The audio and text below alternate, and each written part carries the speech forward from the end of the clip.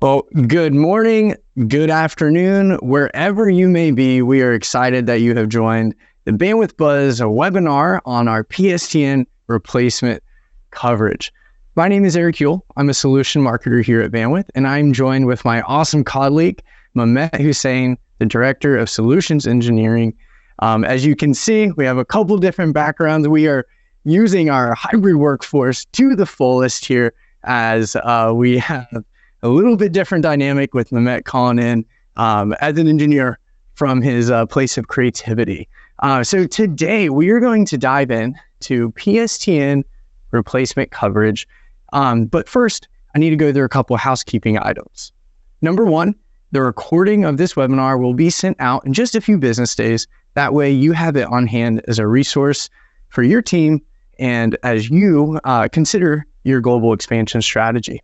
Number two, there is that the Q&A, the questions box right there on your screen. If you have any questions throughout, please send it over. We want to make this conversational. We will get to to those questions at the end, but in efforts to make this conversational, send it through while we're discussing this topic today. Cool. Well, Mehmet, let's go ahead and dive in.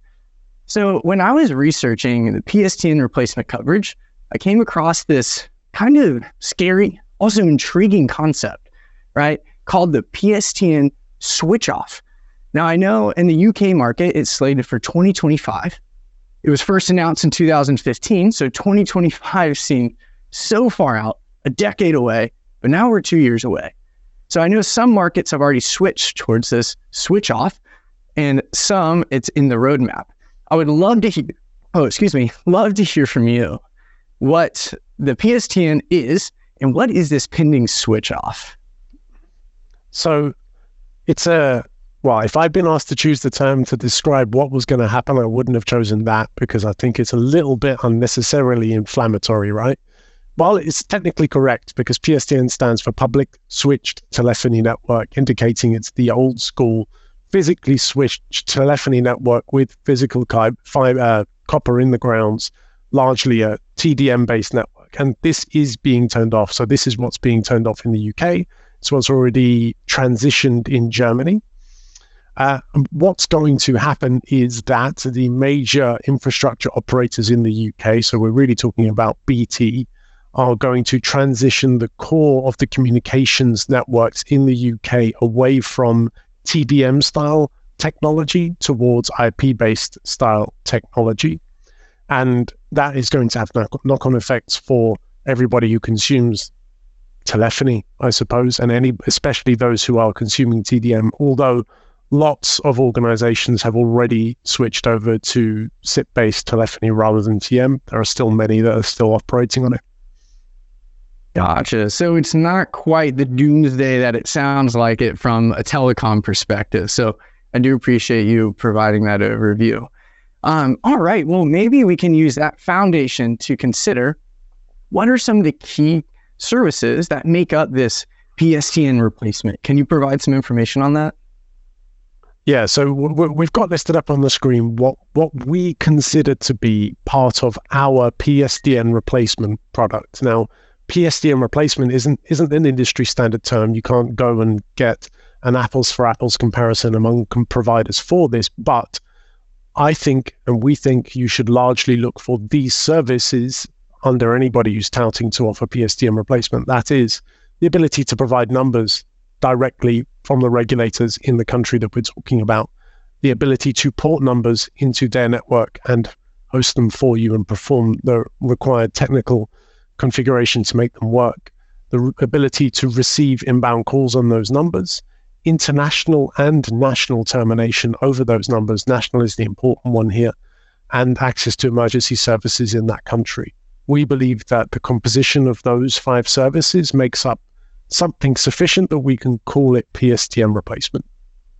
Got you. So I think it's kind of self-explanatory sometimes the value around each of those services, right? Making an outbound call, an inbound call, or being able to move your number. But do you mind explaining a little bit more around the value from the enterprise or the end user level? Yeah, absolutely. So the value for and I'm going to slightly change the question. The value for the consumer of what we are offering, i.e. PSTN replacement, is that they will be able to have a much more consistent level of service depending on where they are, regardless of where they are in the world, if they're able to utilize a provider that's able to offer PSTN replacement across multiple locations. Because the typical way of consuming this prior to PSTN switch off was you go to your in-country provider or you go to some aggregator, and they will then in turn contract with some in-country provider to bring you in an E1, a T1, an ISDN line into the building that your organization is running from, and that would plug into a PBX and you'd be away and racing. But that would be a single connection to a single provider in a single country, sometimes contracted in aggregate, sometimes contracted in singular, but it won't give you the flexibility and scalability that being able to offer PSTN replacement via IP will give to customers. Got you. And so you mentioned this concept of singular connection, right? So to move upstream in the relationship and not so much on the user level, maybe thinking about the wholesale and a resale standpoint for a provider, what is the benefit of having a single vendor for PSTN replacement coverage at that carrier level? Well, and I'll probably get a down look from our marketing team by calling what we sell in this realm to be utilities, but I view this as almost like a utility service. I view telecoms as utility service, like electricity, like water, like gas.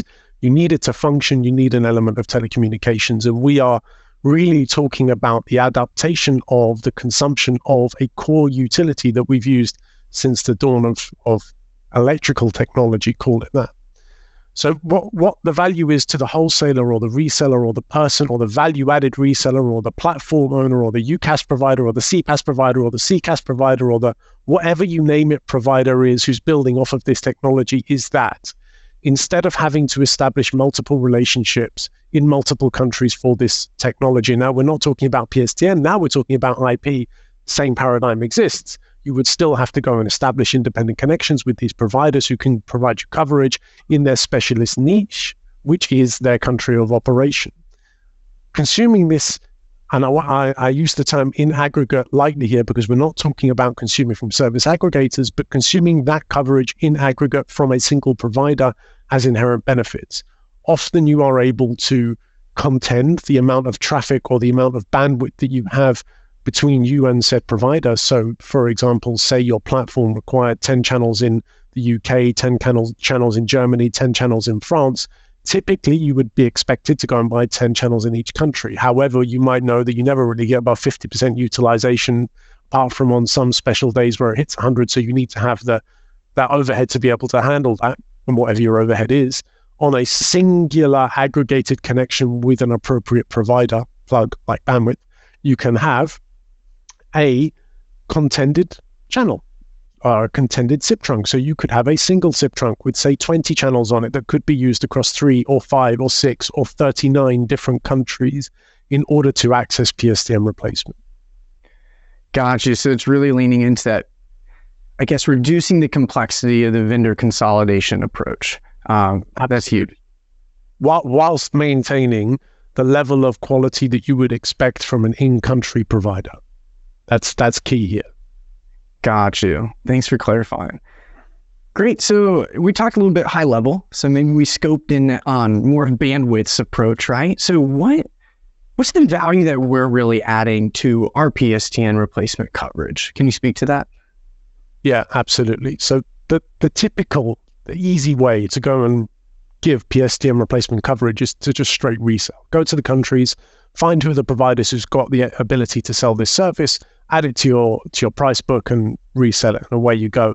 And that ends up in an aggregated reseller chain, which, based on what I've seen through customer interactions, that's typically 5 resellers deep, and each time people are buying it in triplicate. So you've got no real predictability over where your traffic is going, how it's getting there, what route it's taking, whether you're going to get malformed CLI, whether ports are going to be successful, whether emergency services or lawful intercept is going to work correctly. You take a lot on assumption using a provider that works in that model, or at least you take a lot on their assertion. The way that we have developed our coverage and our capability to deliver especially outbound calling nationally in these countries, is by establishing our own relationships in country with the relevant providers and especially the regulators in country. So we have our own teams working internally in the same time zone as the regulators, simulating the information we receive and applying it to our platform to ensure that our coverage has longevity. We've got our own dedicated connections so that we know where and how we're delivering the traffic into country to which provider. So we're able to take a level of responsibility over that traffic and run down any faults should they come across. We don't have an end stage long escalation process where we have to raise it to 10 different carriers before we get a resolution. We know where the traffic's going. We're in direct conversation with the delivering provider. We can raise that fault should there be an issue. We've got a massive depth of experience across lots of different countries owing to our time in industry. So as regulations particularly have changed and technical requirements have changed over time, we've got the knowledge about how different organizations in our customers' shoes have faced these changes and what best practices can be employed in order to counter these things and things that will come in the future. Because we're aware of what's going on in 30 or 60 different countries, we generally can make a guess at what the next stage of evolution per se for each country might be. It might not be 100% correct, but we've got, I would posit, a better idea than most about what's going to happen next. And because of our integrations into the way that countries deploy coverage, we're able to offer real-time inventory, real-time configuration, so you can go onto the platform, procure a number, configure it, and start consuming it within minutes. Got you. So I don't want to be naive that we're the only one offering PSTN replacement coverage, right? So I think it'd be great to arm our customers with questions that when they're evaluating carriers, or arming them with answers for when their enterprises or end users or their customers are asking about this concept as well. Do you mind going through these key questions we say to consider with this?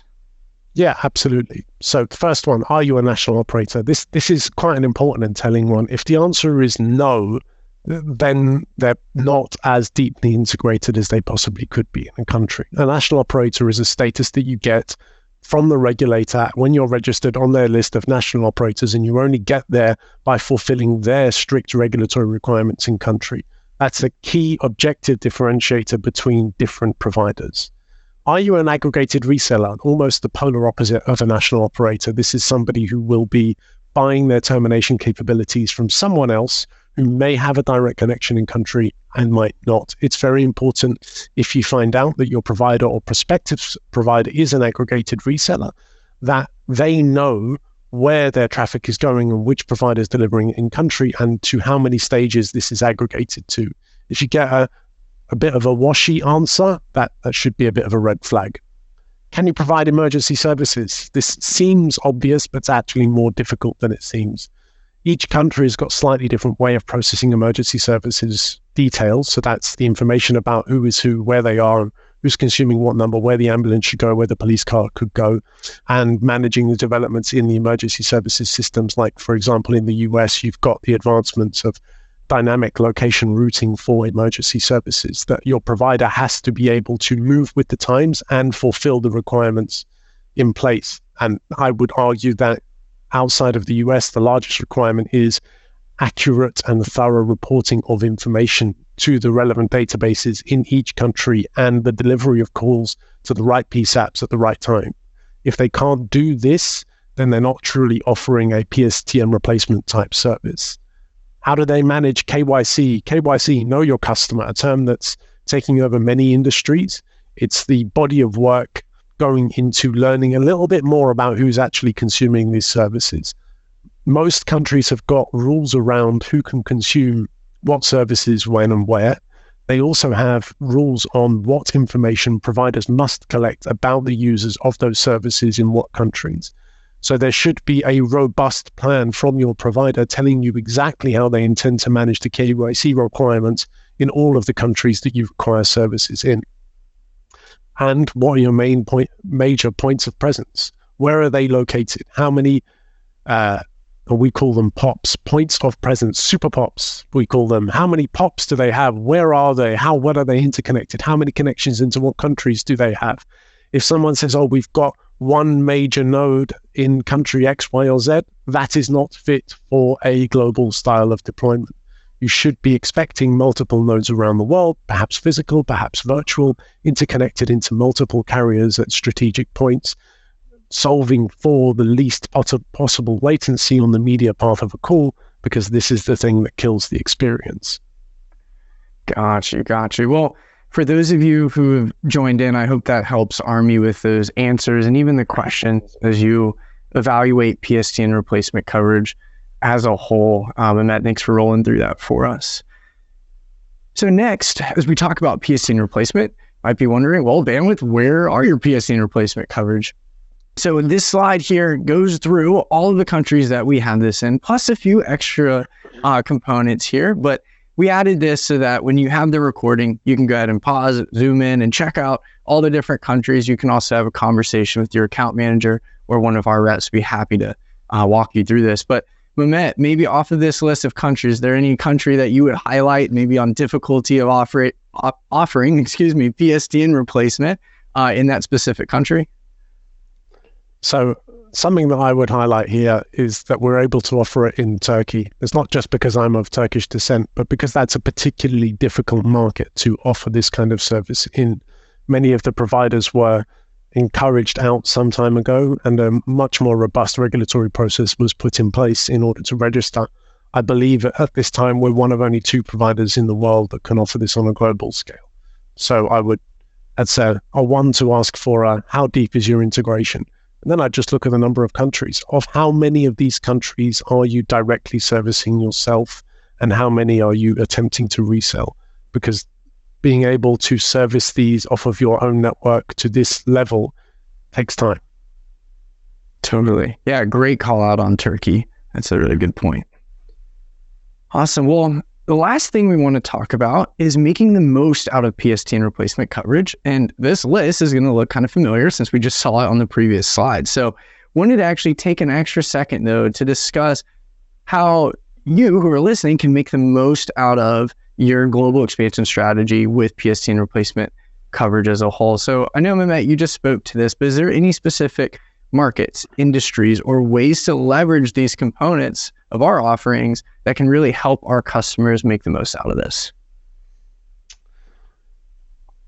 I'd say this is going to be most impactful probably for platform owners. Platform owners are the guys who are looking to build services around the coverage that they have available to hand.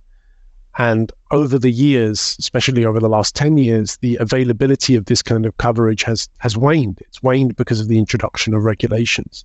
So I would say this tranche of customers should find this particular offering most useful. And by extension, we then expect enterprises to find the ability to use things like BYOC into certain popular platforms with which they can choose their own fully integrated carrier to provide the services to whichever platform they like.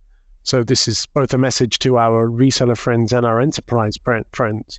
Resellers, you can offer a much better kind of service if you are able to offer PSTN replacement style capability inside your platform, rather than the traditional inbound and international termination with no emergency services, no porting, no local in-country connections. And enterprises, if you make sure that you ask for this, you will inevitably get a better quality of service with a much quicker turnaround time for any issues that you face. Awesome. Well, thank you for that. So everyone, this actually brings us to the end of our PSTN replacement coverage Bandwidth Buzz webinar. Again, we will send out the recording in just a few days. And because I know we're coming up on time, we'll actually touch base with those who have had questions throughout. But if you didn't ask your question and want to continue the conversation, please either reach out to your account manager for a one-on-one conversation, or webinars, again, it's with an S, webinars@bandwidth.com, and we will happily get you connected to an expert. So on that note, you guys have a great Thursday, and thank you for joining.